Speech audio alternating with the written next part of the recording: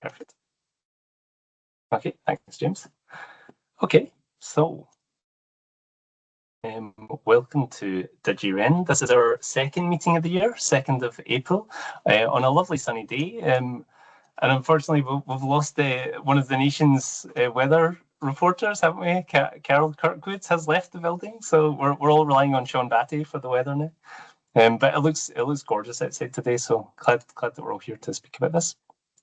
And today we have our agenda on the screen now. So we've got our welcome now, so we'll just go through some of the welcomes from people and new organisations that have joined as well. We'll also, if anyone wants to do any introductions, you can pop it into the chat as well, which is also useful if you don't know anyone here. We've got I think there was just a couple of apologies, and I think a few people said as far as I know, I don't know, James, if you've got any more. I think I just had one from Maureen Hunter, just saying she couldn't attend. So again, I don't think there was any more came through from that. Okay. No one else. It was just Maureen. Perfect. Okay, and we're lucky today to have an update about the mycare.scot portal that's been built online. So again, it's the NHS Nest team here, although I believe that's changing now, so they'll probably correct me. I think it's Public Services Delivery Scotland. So again, they can do their introduction for their session as well and tell you a bit more about that. We're going on to our survey responses from DigiRen after that. So this was when we asked people at the start of the year what sort of topics they would like to focus on for the following year. So again, it'll be interesting to see what people have came back with that. And then we'll look at some of our Citizens Voice Forum updates. So again, because we've got some new members as well, it's always good to revisit why exactly these things exist.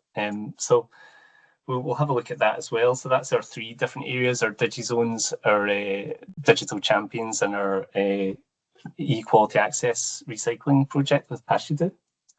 And then we'll go on to some partner updates, any other business, and our open discussion, and look at the dates for the next meetings.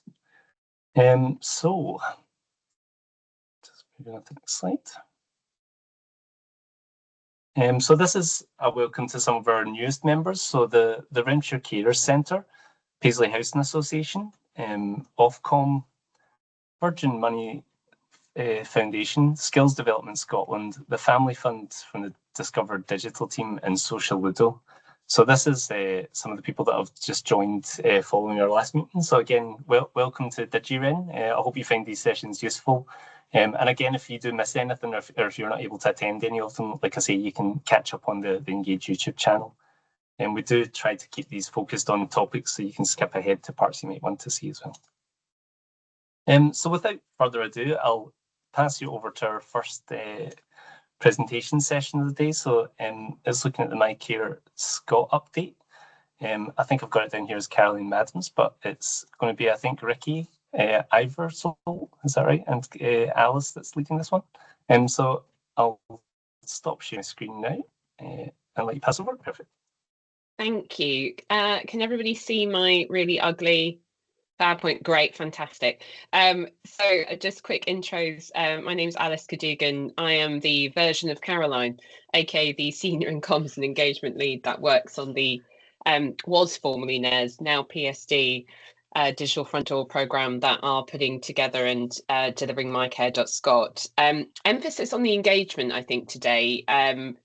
I'm selfishly delighted that I get to do this with Ricky, because Ricky's work is a major part of why mycare exists and will continue to develop its ambitions and aspirations over the next, and I genuinely say this, 5 to 10 years. This is a big ambition, big program, big complex change. So on the selfish level, I get to hear Ricky talk today about the work that she is not just kicked off, but really starting to build with some purpose and real kind of program support over the next year or so. So keen to hear from her, but also keen to hear from you guys as well in terms of your initial thoughts about how mycare.scot feels to you and the groups that you represent and work with, and also take as much feedback from as possible. Just This is at its very heart an iterative service, and we mean that. So your feedback and your members' networks feedback is really vital to how this actually unfolds over the following years. So I warn you guys, I think some of this is going to seem very not new news.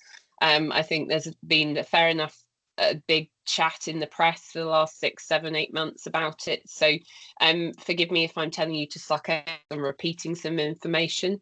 And with that, actually, I just wanted to get a quick sense of how many people have actually thought about mycare.scot in a really, I suppose, hands-on, we're going to do this, it's definitely happening, it's part of our thinking, it's part of our working. And if everybody could just pop a yes or a no in the chat, just so that I have an idea. Because I think one of the major things that we're starting to really understand at the moment is that I think people are aware of it, but maybe not quite, I suppose, clear on what they're going to do with it. And do with it means not just on a personal level as individuals in Scotland, but also on an organisation level in terms of how do we support it? What does it do in terms of working with our services already existing, or does it require more services? And James, for example, I was so excited to hear this morning, they're so active at the moment in terms of working out how to get relative support functions ready for mycare.scot. So I think there are a number of things to do with it, which I think at the moment are good for all of us to address and talk in open discussions. So hopefully we can do that today. So I've got quite a few yeses, but I've got some nos. Right, so this might not be new news in that situation. So bear with me, guys. I'll just reshare just so that we can get this started. So I'm going to rely on people shouting out if you see things in the chat or you're raising your hands, just so that I can focus. I have the presentation here. So, right, mycare.scot. So it's about opening the door to more choice in your care. So the current message, which is a message that is true, it's what we are designing mycare.scot to do, is that it's about being simple, it's about being inclusive, and it is online access to health and care across Scotland. And what we should emphasise with that is that that is health and social care across Scotland. We are working at the moment to determine exactly what social care means in the definition of the programme and also its development trajectories. So it is not a programme that's being developed outside of a social care understanding. It's being developed with that, but noting that social care is complex and has its nuances that need to be observed. So mycare.scot doesn't do a blanket one size fits all for that. It's very much about doing it and delivering it with the complexities in mind. So what is it? Well, it's a first step. We at the moment are 6 working days away from going live in April. That means that it will be available to the whole population in its first version. And that means that anybody who would like to sign up to it can sign up to it. There will be things they can see in the first version, which are the demographic details. So your name, address, your KI number, medicines, vaccines, allergies. And there will be a service finder tool for health and care services, and that links already to quite a few of the data directories that are currently in existence. So essentially it's an aggregate tool so that if somebody's looking to find something in an area, they wouldn't necessarily then go off to NHS Inform anymore to go and do that and then come back. So we're trying to bring everything to one place. And that's the key thing with mycare.scot. It's about, in general, the ambition is that it's a one-stop shop for your health and wellness in terms of both how you choose to work with healthcare services and also being just a little bit more, I suppose, in control with some autonomy about the information that you are aware of and have visibility of. So I emphasize that we're on the first step at the moment, because when we say go live for April is a big deal. Yes, it is. It's a big scale up from the pilot that we did at the end of last year in NHS Lanarkshire. And we're learning a lot and continuing to develop it. So under the name of it being iterative, it means that we will take in feedback and shape the service as it goes. So some people might look at it when it becomes available only in less than 2 weeks' time and think, oh gosh, is that it? But the thing is, that is it. just so we can actually make sure that as we're developing it, we're taking in people's feedback and developing it in a timeline and a way that makes sense to them. So this is about, as a programme, us not making decisions for people. It's about us listening to their feedback in order to create a service which is reflective of their needs. So initial release, as I just said, it was live in December. There was some restricted access to it. It was a pilot. It was about us doing as much learning as we could within the time period we had. Just to note timescales on this, they have been set by Scottish Government.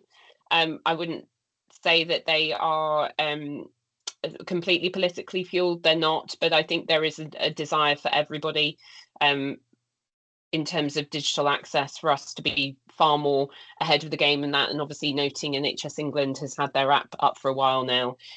We are working to, I suppose, in some ways catch up as quickly as we can. But again, we're trying to do that well, and we're trying to do that properly, noting the needs of individuals in Scotland, which are different to the rest of the UK. So, as I said, this happens on the 15th of April. And we've got some initial things they can see. It's simple so that we can start really understanding quickly what works, what doesn't. And then just to note that we've got access to appointments and the digital mailbox, it's later in 2026.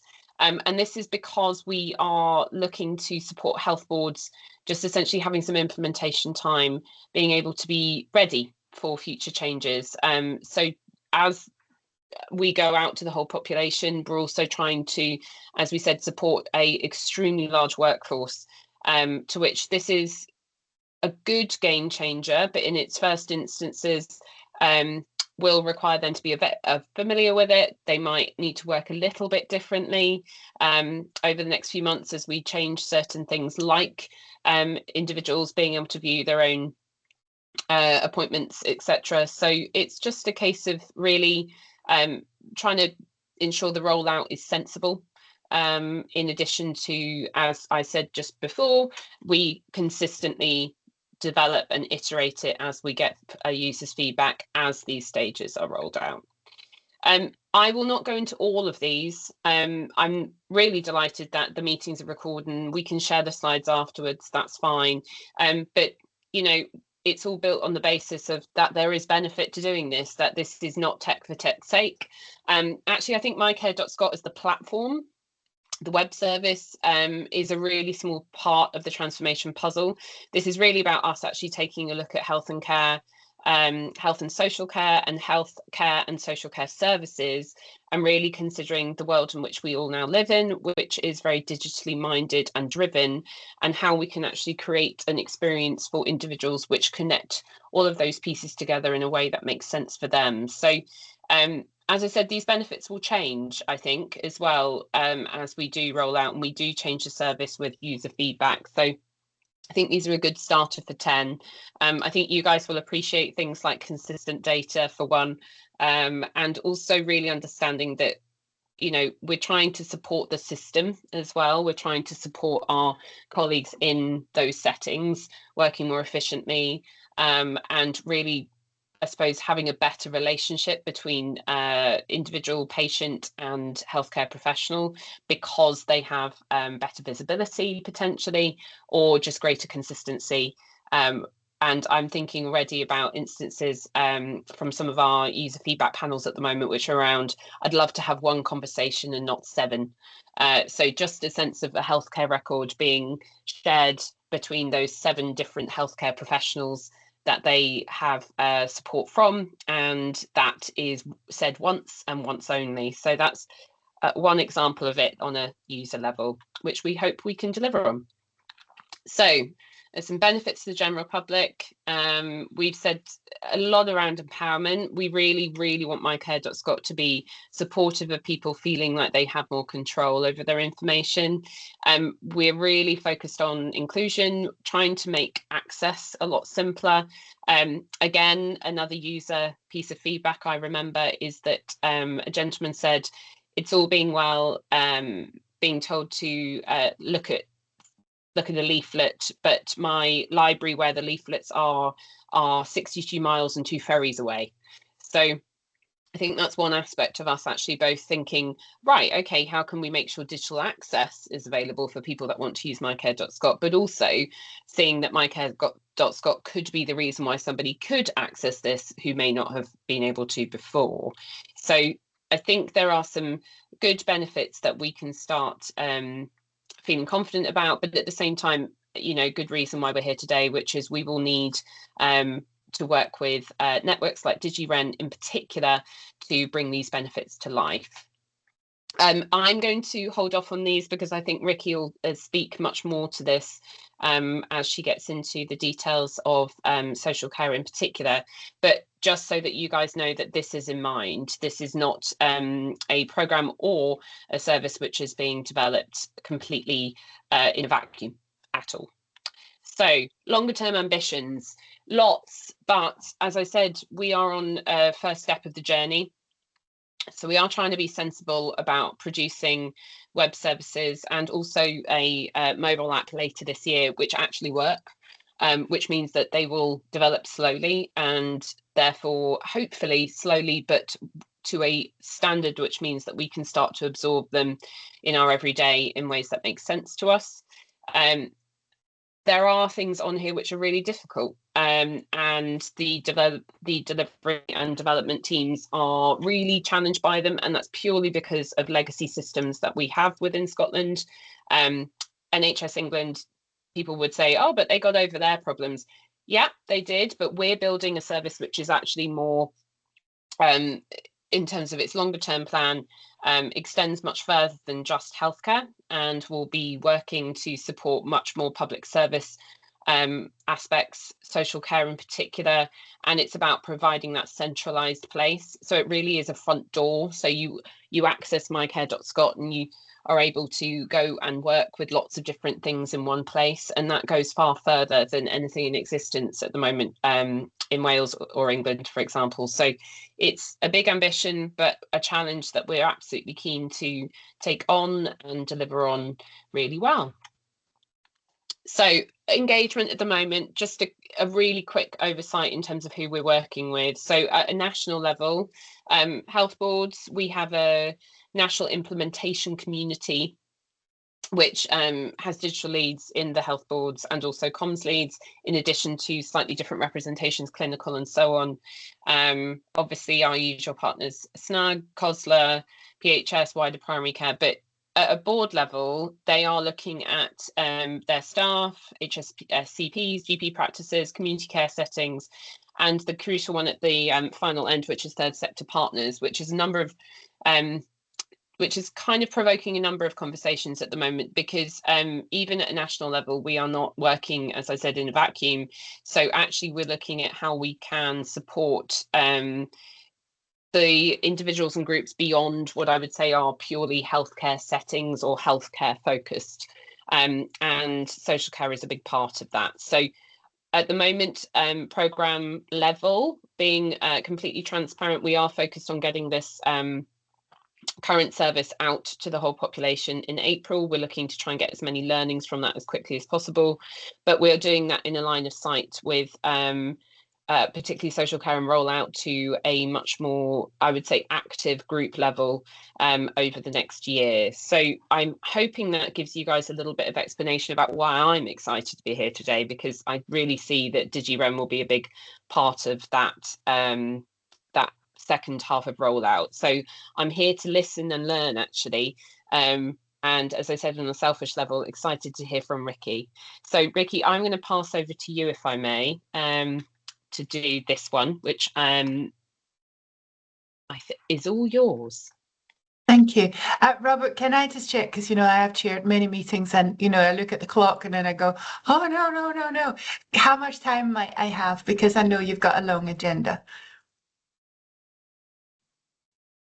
Oh, exact time. You've definitely got enough time to carry on speaking. I think everyone's really interested to hear this now. We'll okay, because I've only got one slide, and that is a bit deceptive because I have a lot to say, and I am famously good at going off script. So as I was saying, this has had such a health focus up until about 6 months ago when I was brought on board. Before that, I was in Scottish Government in digital health and care, and I was responsible for commissioning big sort of change programs like analog to digital telecare. You'll love be well aware of how amazingly well that has gone. But in general, building capacity and digital transformation across social work and social care. So where I'm starting from is a little bit different than where the health side is. I would like, with what we do for social work and social care, to enable people to stay as far away from health services unless they really need them, right? So no acute services, no, you want people to be living well as long as they can, as independently as they can, where they want to be, and then engage with services as and when they need them. And when they engage with services, they're fully informed and they have got the right supports with them, whether that is translators, is folk that love and support them. It's having that proper community-based support around them so that nobody goes through what is always a big change on their own. So the areas of focus that we have developed, and when I say we, I should say that from yesterday, I have managed to stand up proper sponsored program of work within the digital office. Now, this might be a sounds like a whimsical thing, but COSLA has a branch that is the digital office for local government, and they have been leading on digital transformation projects with local authorities and HSCPs for, I don't know, good 8 years or so now. I wanted a team to work there because I think we're not going to get transformation unless we work closely with those that create that locally, and we need to have a team of people that are really aware how much local variation matters and how much that even matters to the people that live locally. So we need to really have ears to the ground, work with people with the variation that they require for something that is a once for Scotland, a one solution for Scotland. I also want this to be, because it's something that's going to sit on your phone in your hand, I want it to be the difference to be felt, So the areas that we're focusing on very, very early on can kind of be split into 3 different phases. So there is a very straight up information. So when people come to realize, whether for themselves or for somebody that they love, that there is a requirement for social care and support, that brings a kind of fear of change. It is a milestone in anybody's life to kind of go, I've reached a stage, and apart from people that have lifelong requirements for that care and support, it becomes a realization for most people later on in life. So we're looking to do general explainer information that kind of says, this is how it works. This is how you'll be guided through social work. This is how assessments work. And then, because eligibility criteria, as we all know, are quite high because of funding across Scotland, we're also going to have powered by the Alice information service, a finder for services that are community-based, that are these additional supports that people could use either pre a care package or as part of the whole, this is how I want to live my life, these are the things I want to engage with to live as well as I possibly can. So there is service finder, we call it so far, but that is helpful, but it isn't a service as such yet. So the next stage that we're doing is looking at a national implementation of self-referral or self-assessment for the things that could be very preventative and very enabling at any stage of life. So that could be for telecare, because that has already gone through that digital transformation, much easier to adopt, but also for aids and adaptation. And I'm sure some of you will say aids and adaptations, you know, the fulfillment of that really varies across the country. Exactly. But access to it should at least be easier for the citizens. And I think by having shown a light on this, we might be able to establish collaborations across the nation that actually makes those areas without fulfillment centres supported to do that. Because otherwise there are these geographical outliers that can't bring a shower chair very easily to a need, you know, a person in need that maybe gets a bit dizzy when they're having a shower. So preventing those falls by having easy access, digital access to these things. I'm quite excited about the About Me. It sounds not very exciting on paper, but we have got what's nearly 60 years good social work practice of actually understanding a person's individual context and working with them so that the outcomes for them are fulfilled much better. And that is taken down in social work notes. And we have over the last decade or so in Health Hub, you know, what matters to me, but they do sit worlds apart. What we're trying to do under this catch-all phrase of About Me is enable every single person in Scotland with the app to enter information about them that is necessary to understand them fully and to enable them to attend appointments, to be understood properly. It could be, you know, who's their key holder? Do they have a pet? Do they need a translator? Do they require a written note of what was told to them in an appointment? Because, you know, they might, you know, what helps them best engage with health, social work and social care. And that is an integration piece, and it's not really anything that has been done nationally before. So it's going into what we call discovery, so that kind of working with people, working with organisations really early on after Easter. For the telecare piece of work, and aids and adaptations, because they sit so close, one of the things that we're trying to achieve with that is not just that ease of applying, but also ease of moving the information through the professionals that need to be involved in that, including installers and including the alarm receiving centre. We could save weeks for people like that. I just, you know, one thing I'm concerned about is how do we get this to billing, because billing, telecare is a billable service. But there's a telecare advisory group, and I know he's not on the call today, but if you know Bobby McClung, he said Renfrewshire would be keen to work on that. We're hyper digital. Could we have a conversation about how that would work with us? So I think you might be an early demonstration area. And then later on, we'll be looking at digital letters and appointments. So if that works for health, why don't we duplicate that for social working as well?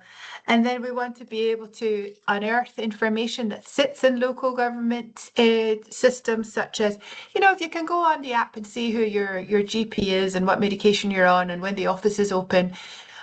If you have a social care package, you should be able to see what that is as well, who your named social worker is, hours of office, you know, out of office number as well. And so Susan, you're on, you know, specific information about the daycare services, how you might want to engage with that. So trying to kind of take a very local government focused approach to start with, because social care at its widest is thousands of organisations and we can't really onboard all of them onto mycare.scot yet. So we're hoping that you'll work with us. Bobby will. So if you know Bobby and you want to work with him as well, that would be Ricky, wonderful. We'll probably have to move on in just a wee minute, if that's okay. Thank you. Yeah, fine, Rob. Cheers. Did you get that? That's perfect. Yeah, I know. Thanks for that. I know any questions as well. Just if anyone's got any questions about what Ricky was speaking about there, or Alice, that yep, we've got a few hands up there. And thanks for that. I know we had to move on a bit quicker there. Just conscious of the time, but it's been great information. I'll pass you over to Gozi. That's okay. Nice one. Thanks very much to both of you. I'll be super quick. I'm Gozi, the Digital Network Officer at the Health and Social Care Alliance, and have the pleasure to be quite excited about mycare.scot. I've been supporting a working group that has been working with NES over the last couple of months to a specific brief around user engagement and insights for various aspects of mycare.scot as it develops. So just a couple of things that have come out very, very clearly over the last few months. And I'm sure this conversation will develop with James, who's a member of the working group as well. But there's something about promoting down to grassroots level. You mentioned the launch is going to be next week. We've been really keen to hear how that information is going to get cascaded down to general public and what routes and mechanisms. We've been quite keen to be able to try and support that. And then the last question was just whether there was still the 2030 timeframe with regards to the iterations of this, because that's a figure that sticks out in my mind from the launch in Lanarkshire last year. Thanks.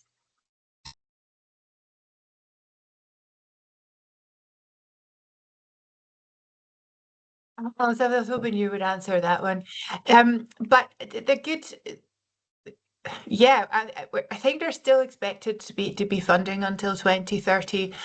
There will be a roadmap, though, a roadmap that is available to the public so we can see, right, so in the next 12 to 18 months, we're focusing on these things for fulfillment in this shape, in this format. These are the services that you will be. So in terms of onboarding services, this will be set out much better than it is now. Well, it's hardly set out now.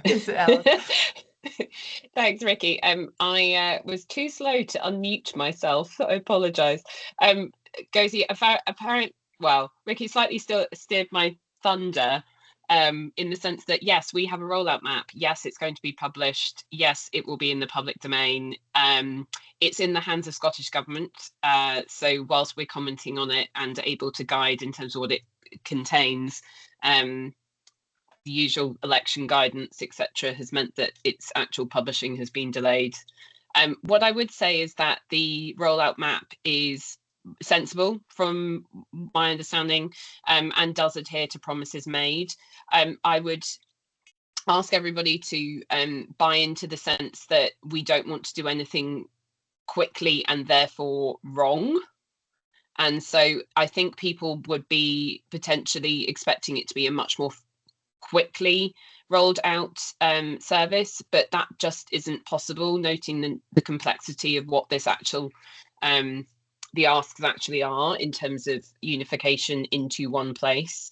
So I think there's an ask from us of patience with it and appreciation of it in terms of how it develops and how it needs to be delivered, but at the same time noting that we're not ignoring need of urgency and need to actually get on with this. It's just a bit of a tension and a balance between those two things. In terms of visibility of what's happening when, we're asking the same because we would like the public to understand what's happening when in a far more transparent manner. So I've already made a note actually of that question you just asked, so I can take that back internally and just add a little bit more weight to the push, as I call it at the moment, That's for great. us to get that Thanks. out sooner rather than later. All right.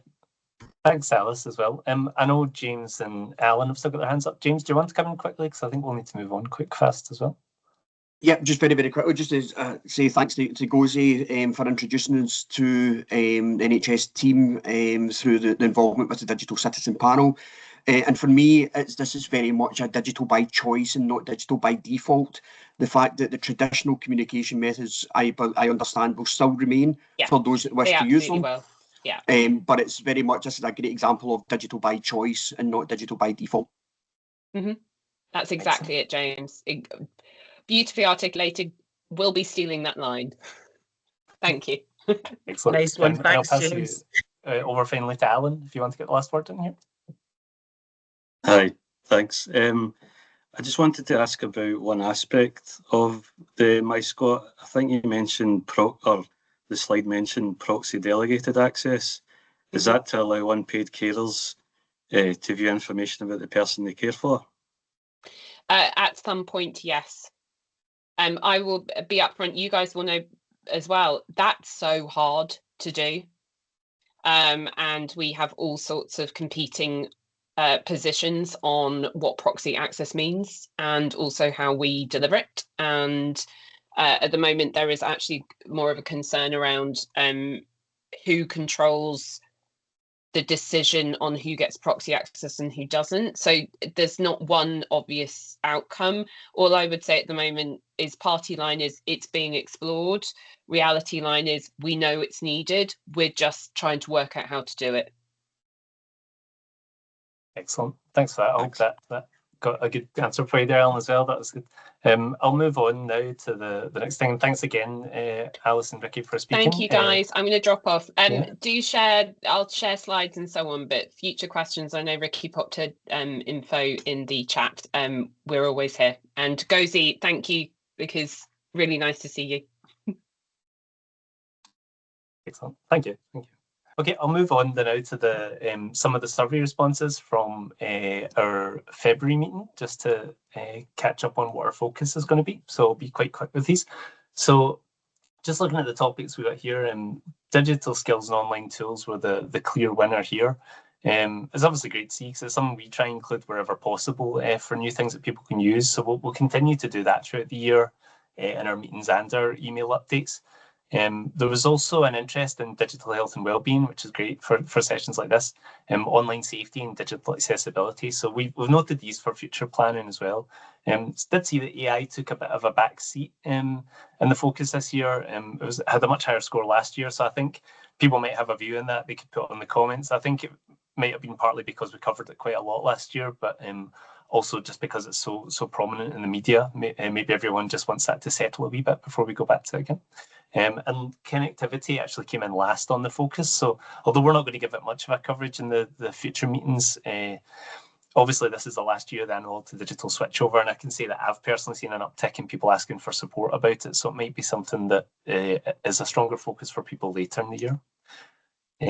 Some of the other topics that people had asked for was a bit of a focus on the device recycling with Patch 2's equality access, and also the MyCare Scott national rollout. So that was great timing that we managed to tick that box so soon in the year as well. So obviously we'll keep keeping an eye on that as well. And one comment I did include was that people struggled to actually keep it to just the 3 topic choices. So again, we can have a think about that next time. Obviously it was just to get a bit of a stronger response for one particular topic. So this was the digital inclusion priorities for different organisations this year. So I won't have the time to read through all these, but it was great to see a sort of strong focus for people. The main focuses were on things like upskilling staff and people to support empowering people like service users to be able to live their lives independently, older adults specifically as well in some cases, and also providing information to wider networks about digital inclusion. So quite strong focuses there. What people would like to see more types of meetings for DigiRen. So this was a bit more of a mixed bag for people. I think there probably wasn't an easy way to ask this question for people. So reading between the lines, the general responses were that people would like to see a few or a smaller number of in-person meetings, with still the majority being online, which is I think what most people had indicated there. So we'll continue with that. And also we'd asked any suggestions for places people wanted to meet up in person. So we know we've been to the Paisley Central Library before in the community room, which was great as well. We may have a more focus on some of the other areas here. And we've obviously been to places like the Engage Renfrewshire offices, which are always friendly and welcoming for us as well. So we'll take these on board as well and see what our next in-person meeting looks like, and we'll get that out to you. But obviously these are always hybrid meetings anyway, so you can always join in person too. So that's a whistle-stop tour. If anyone has any comments on that, let us know as well in the chat.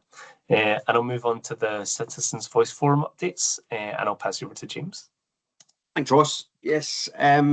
So Citizens Voice Forum, this was one of the requests through the survey, as Ross said. And Citizen Voice Forum, it's one of 2 vehicles for bridging the digital divide in Renfrewshire. And its aim is to basically co-design digital inclusion solutions, working with both service providers delivering digital inclusion and also those impacted or affected by digital exclusion. in essence, it's basically our incubator of ideas, and it's made up of extremely passionate individuals from cross-sector organisations who were initially invited from this network. There are three subgroups, or there are two subgroups within Citizens Voice Forum, and they're working on three priority areas to provide practical solutions to digital exclusion. The three active subgroups are our DigiZones Digital Champions Programme, which Sally Wilkes from One Wren Renfrewshire Library is on the call, so I'm hoping I'm going to do that part justice. And a pre-loved device reuse project, which again links very nicely into the responses. So we'll hear more about those in the following slides. First up is our Pashadu. When I say our, it's a partnership between Pashadu amongst ourselves, a local charity in Renfrewshire within the Tannahill Centre, and One Wren Renfrewshire Libraries. So we've been supporting this community-led initiative, which is focused on reducing digital exclusion by recycling and redistributing pre-loved devices. Why am I saying pre-loved devices? Because when you go into vintage, you don't buy a second-hand cardigan or garment, you buy a pre-loved, and I want to try and change the hearts and minds around the pre-loved devices concept. So the project aims to empower individuals and families while promoting sustainability and also reducing e-waste. It launched about 2 weeks ago, and it's been rolled out across 4 pilot libraries in Renfrewshire, Fergusley Library, Paisley Central, Johnston and Renfrew, where communities, citizens can donate their unwanted devices up to 10 years old, and Pashadu will securely wipe them and arrange for a pathway to go into the hands of those impacted by digital exclusion. And in its first week alone, 15 devices were donated. Again, these are in the process of being refurbished and then given a new lease of life. And this project really does support the circular economy and ensures that digital access is both fairer and greener. Next one is a Digital Champions Programme, a project which, as I said, is delivered by One Wren Renfrewshire Libraries. And it has been a tremendous success thanks to the leadership of Susan McIver, Sally Wilkes and Bernadette McGarvey. Since May 23, now these figures are slightly out of date, so they have increased. Over 1,800 learners have been supported with 375 data sims issued, and the project has delivered more than 2,300 volunteer hours. 35 committed volunteers have been recruited and trained, and during this time, and the project has been externally evaluated by both the Moore Collective and the University of the West of Scotland, and it's been recognised as an exemplar and sector leading. And just finally, an online platform has also been developed to enable peer support among digital champions. So again, big shout out to Sally, big shout out to Digital Champions. The work that you're doing is tremendous, life-changing and transformational. So with that in mind, I'll hand over to Ross to talk you through DigiZones. Thanks, James. Yeah, so we're just again to give you a bit of an overview of the DigiZones where we're at. So this was the final priority of our Bedrock Digital Inclusion projects from the Citizens Voice Forum. So we know they launched back in October 2024 during Get Online Week.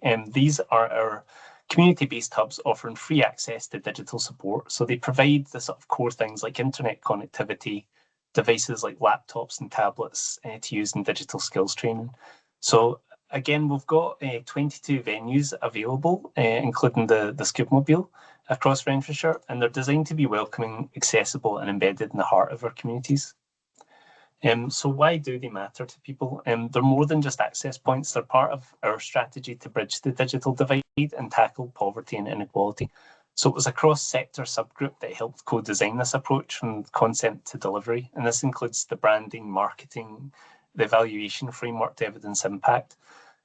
This work was also influenced by our lived experience panel, who helped inform and shape DigiZones in Renfrewshire. So they support our residents, learners, workers and visitors across Renfrewshire, and they're aligned with our digital strategy in the Fairer Renfrewshire programme.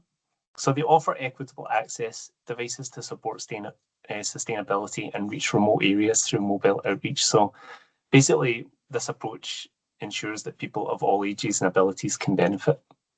So again, we see our team there during our launch, although I managed to dodge that photo. So it's great seeing that with the DigiZone branding, our pop-up stand as well. And just some of the other branding you can see about. So again, these have been updated. So we've got our leaflet and our main logo.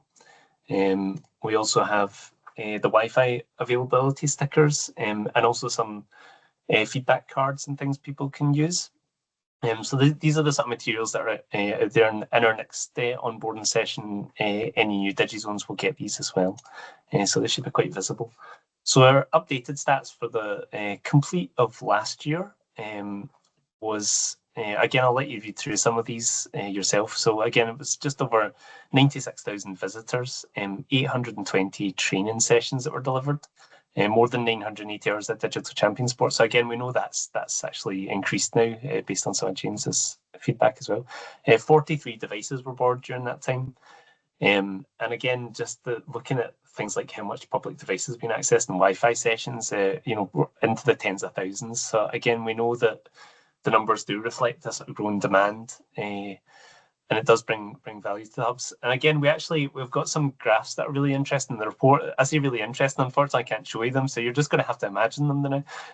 But they do paint quite an interesting picture. And one of the reasons we started taking in these statistics is because we wanted to make sure it was targeted in the right areas for people to get support. And actually, what the graphs are telling us now is that there's upticks in demand when you wouldn't expect it.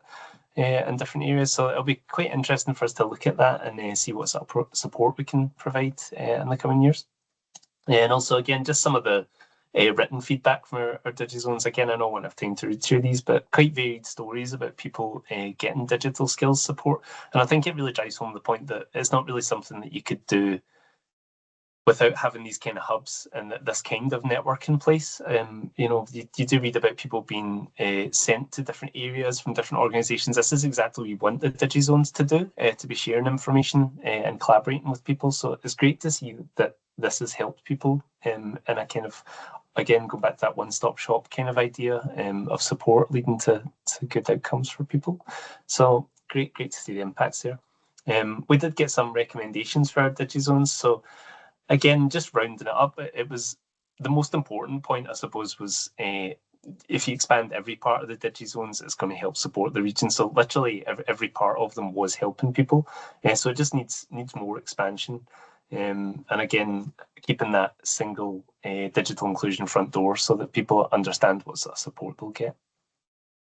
So I think that's as fast as I possibly could have done that. And I think I've not kept my crown, have I? I've gone off topic, James. But before I do more, I'll pass you over to James. No, it's myself doing partner updates, isn't it? There we go. So does anyone have any updates they would like to share across DigiRen? Anything that people would like to say or get a shout out for any projects people are doing? I'll just check the chat as well and see if anyone's mentioned. No. Nothing in the chat. Nothing in the chat, Ross. Okay, yeah, it was probably the blazing speed we went at today. Apologies. It's been a lot of great information, but I know it's a lot to take in quite a short time. Okay, so I will move on then to our any other business and open discussion. So there was one particular thing that we wanted to draw attention to. Actually, it was on the. In fact, it was something that James had put together really usefully for me because, again, I'd kind of spoke about the fact that people were asking for support across some of our tenancies. People maybe being delivered equipment or maybe sometimes with not a lot of information. I think a lot of our older adults had conversations with people like their ISPs over the phone and had maybe not picked up some of the information about like what sort of changes were coming. So again, one of the really useful things James has put together for us here was a list of the ISP contacts and their numbers to get in touch and ask any sort of questions. Because I know it's not always that clear. I mean, I know people get things like this usually in their bills, but I don't know if people would be surprised or not surprised to find a lot of people don't keep track of their paperwork or bills as well as they should. So it's great to have all this in one place. And again, we're sharing it out here now, but we'll also share it out if we can in our updates as well, so that people know where they can turn to or tell people to turn to for support. So again, it's not difficult support. I think people are usually asking for. It's just a bit of direction with some of the changes about where phones are supposed to be plugged in, or how things would work in a power cut situation and things like that. So again, most people's questions would be answered by phoning these lines as well. So just a wee bit of useful information for everyone there. Gozi, do you want to come in?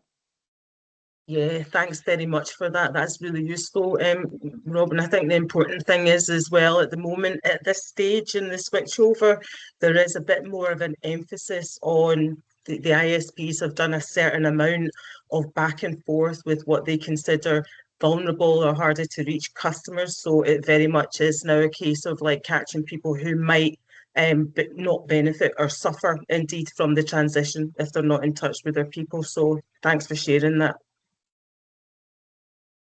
Yeah, definitely. Thanks, Gozi. I know it's, it is something I suppose we all get involved in. I mean, we do try and help everyone that asks, don't we? So hopefully this list will give people a wee bit of a foot up and speed for that. I will. And also, yeah, DigiNovember. So I'll pass you over to James for a wee overview of that as well. Thanks, Ross. Yeah, just a couple of things. DigiNovember, hopefully you'll be delighted to hear, we'll be back this year. Don't know if we can make it even bigger and better, but we can certainly build on any learning from last year. We've already started to receive expressions of interest from organisations such as a conversation with Virgin Money Foundation, with Renfrew YMCA, and some others, our digital experience team. So we'll be reaching out to all the participating organisations from last year, and also the organisations that are part of DigiRen, to see if you're interested in taking part. Is there opportunities to provide venues such as the amazing Paisley Housing Association last year that allowed the Moore Collective to carry out a photography and creative mindfulness session. So yeah, we'll be reaching out, so look out for your inboxes. And we'll be arranging a steering group meeting in April to kickstart that off. The other thing I just wanted to mention was the great work that Rachel has been leading on around the DigiRen weekly bulletins. I see that Rachel's put a comment in the chat there just around the contact information for the internet service providers was published there. And just wanted to get I suppose a sense check. Do people find it useful? It allowed us to participate in Cyber Scotland Week, so I just wanted to open that up, or put your thumbs up if you find it useful. Maisie. Yeah, Gozi and I actually had a conversation with Rachel on, it was Tuesday, wasn't it? Forgetting the days. And yeah, I passed this on to you as well, James, when I saw you at Digital Lifelines. I find it so useful. I read it all the time, and I'm constantly borrowing, should I say, not stealing content to share, more widely and in our own newsletters as well. Most recently, I did the Spot the AI one. I'd recommend that by Get Safe Online, and yeah, I got the dog wrong. So if anyone can get 5 out of 5, well done. Great stuff, and likewise, I think it's great that we can take things from the Digital Digest, from the Alliance, and anything else. So we scrape multiple newsletters to see if there's any. There was a few that came from England in terms of UK government consultation. So yeah, we're constantly looking at what information is relevant, useful to our members. If you want to share any news, reviews, or updates, or anything you're working on, or anything you would like to work on, again, just a big shout out. Renfrew YMCA are on TikTok. That was in the recent one. So if you've got anything to share, please just send it through to the Digital Inclusion mailbox. Ross. Excellent. Was that for me to come in there, or? No, that was just I was finished. That was just almost my period. There you go. I thought I'd put a hand up there, and I didn't realise. No, that's fine. That's fine. That's brilliant. Yeah. And again, I think with going back to the steering group there, it's when we started last year in about April, it was just the perfect amount of time for the lead up to it. So if we make it bigger and better this time, it'll be all hands on deck. So there we go. I'll pass you over to the next slide here, which is our future dates. So the next DigiRen network meeting is planned for Thursday, the 4th of June. It's usually 10 till 11 a.m. slot, and this is a hybrid in-person meeting, so venues still to be confirmed, but usually when we go to the venues, it is going to be limited spaces, so just keep an eye out for the email when it comes out if you want to sort of catch a space there. But you'll always be able to watch them online anyway, so always good. But it's always great to see you all in person, so hopefully we'll see some faces there in our hopefully sunny June meeting. But with 1 minute to go, we've made it somehow, just before time. So I'll say thanks all for coming along and listening to our speakers today as well. And obviously thanks to our speakers as well. You can catch all this on the Engage YouTube recording when it's available. And I hope you all have a good week for the rest, for what's remaining, I should say. Thank you. Have a great Easter. Thanks very much. Yeah, have a great weekend when it arrives. Thank you. Yeah, happy Easter, everyone. Doesn't feel like it because it's cold. Bye. Thanks, everyone. Cheerio. Bye.